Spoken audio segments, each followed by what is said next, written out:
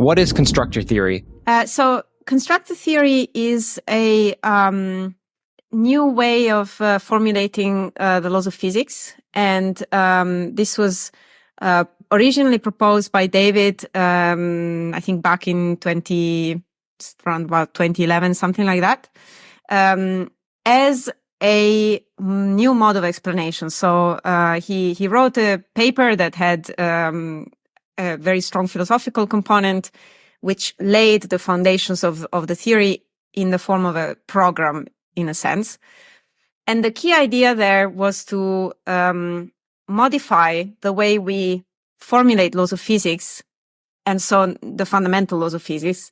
So instead of using things like dynamical equations, so laws of motion and initial conditions, which is what most fundamental theories do, switch to a different mode where the basic fundamental statements are constraints about which transformations can be performed and which transformations cannot be performed and why. So what is possible and what is impossible. And then consider dynamics and initial conditions as kind of emergent consequences of these principles. So it's really like a switch of perspective into thinking what is the fundamental element in a physical theory. And this was there, I think that's the key idea. And David was really inspired to do this by the quantum theory of computation, which is a theory that he himself pioneered in the 80s when he, with other people, proposed the idea of a universal quantum computer. There, I think it's really important to, in that theory, to think of what can be performed by a universal Turing machine and what cannot be performed by it under given laws of physics. So in the case of classical physics, you have a classical universal Turing machine that can do certain things and not others. And then you have a quantum universal Turing machine, which uses the laws of quantum theory, not classical physics. And there you have new different modes of computation available. And this was a key insight in developing this idea of the universal quantum computer. And constructor theory, one way to see it, and this was already there in David's paper, is to think of it as a theory of a more general programmable machine that is even more general than a universal computer. Mm-hmm. And this is a universal constructor.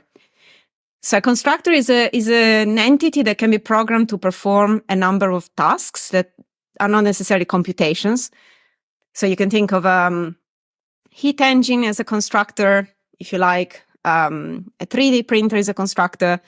Anything that can be programmed to perform a given physical transformation, you can think of it as a programmable constructor. It has to have this property of being able to do the transformation once and then keep its ability to do it again. So that's the key feature of the constructor, which makes it different from a different system that can just simply perform the transformation once and then maybe be destroyed or whatever. And a universal constructor is the most general programmable machine that we can think of. And this is what the physicist John von Neumann thought of when he was imagining the ultimate, the most general programmable machine that could be built by humans, in a sense. And constructor theory can be thought of as a way to generalize the quantum theory of computation to cover these machines that are more general than computers. And this is somehow a completion of what von Neumann had in mind, because von Neumann had this idea of the universal constructor, but then never really delivered a physical theory of these machines. Whereas we are hoping with constructor theory that we will be able to deliver a theory of these machines. At the same time, also deepening our understanding of physical theories, because when you understand what are the fundamental limits of the universal constructor, so what is it that it can or cannot perform, you've also expressed what are the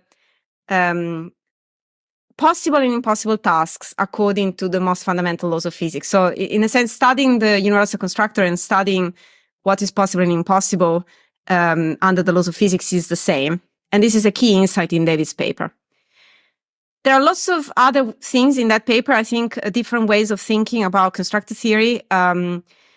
as a way to expand on complexity theory and chemistry and thermodynamics and so on. But back then, and a few years after, I think later, something like 2012 or something, I was doing my PhD. Back then, we didn't have any specific application of the theory, so it was more like a program. Right. And what happened between then and now, and let's say what I was really interested in when I started working with David and then kind of developed various things on my own, was that I liked this idea, this new switch, this sort of switch of perspective, and I thought it was very promising. And then I wanted to find some specific problems that this approach could be applied to. So then I think in partly in my thesis and then later on in my research work, I did a few things where I applied this theory to various problems. So initially with David, we applied it to information theory, and we found a very interesting way of expressing with this language of constructor theory the laws, the principles that underlie physical theories of information. So it's this theory that we developed together, David and I, was to express what are the regularities in nature that are needed for information to exist, and also for quantum information to exist. So these are ways of handling both quantum and classical information in the same theoretical framework. And this is very important for direction of research that I'm really keen on nowadays, which is the direction where you're thinking of systems that are in interaction with objects that obey quantum theory, but may not themselves be quantum. Maybe they behave according to a new theory. Maybe they behave according to a post-quantum theory. Sure. For example, gravity is one of these objects because we don't know, we have various proposals for quantum gravity, but we don't know which particular quantum theory of gravity is the correct one yet. And so in that case, it's very important to have a framework, a theoretical framework to handle the situation where gravity, that may or may not be quantum, interacts with the quantum object. And a framework that can handle both quantum and classical things, let's say in the same unified scenario. And that's what the constructor theory of information can do for you, among other things. So it's one direction. Another direction where we made progress was thermodynamics. So there was an application of constructor theory to thermodynamics and to expanding on the current formulation of the second law, something that we can discuss later. Right. And then a third direction, broad direction, was an application of constructor theory to the physics of life. So there are these issues about how what is the simplest entity that can occur in the universe, which can be considered as alive. What are the, let's say, essential features of this entity? So does it have to be programmable in some way? Is it a kind of programmable constructor? What's the minimal structure of this entity? And in that direction, I think I applied constructor theory to tell us under what are, let's say, the necessary and sufficient conditions for an entity to be capable of self-reproducing very accurately. So just like living things do. So in a sense, when we think of self-reproducing entities, we think of laws of biology. But ultimately, what we can do in biology is really set by the laws of physics that we have available. So it's interesting from the physics point of view, and especially from the constructor theoretic point of view, to ask, considering the laws of physics as we know them, what are the minimal features that are both necessary and sufficient for a living system to be capable of self-reproducing accurately?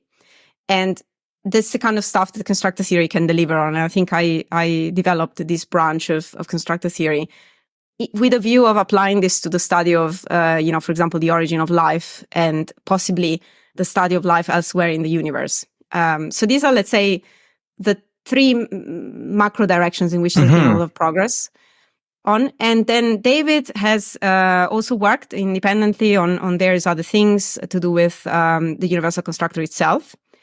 And And finally, there are a few things in the pipeline with some collaborators of mine, Maria Violaris, who is a PhD student, a DPhil student here in Oxford, who's developed some interesting results about irreversibility, so again, about thermodynamics. And then some work that David and I are doing on the constructor theory of time, so this is kind of forthcoming. And then some extra work on the applications of constructor theory to this area where we have a quantum system interacting with something that may or may not be quantum. And this is something I'm doing with Giuseppe Di Pietra, who is another PhD student here in Oxford. Yes. So there's been a lot of work. And finally, there's also been an interesting application of constructor theory to the problem of testing quantum effects in gravity, which is something I've developed with Vlatko Vedra, who's a physicist here in the physics department. So I think that's an overview of what's going on. If you enjoyed this toe clipping, then the full video is linked in the description.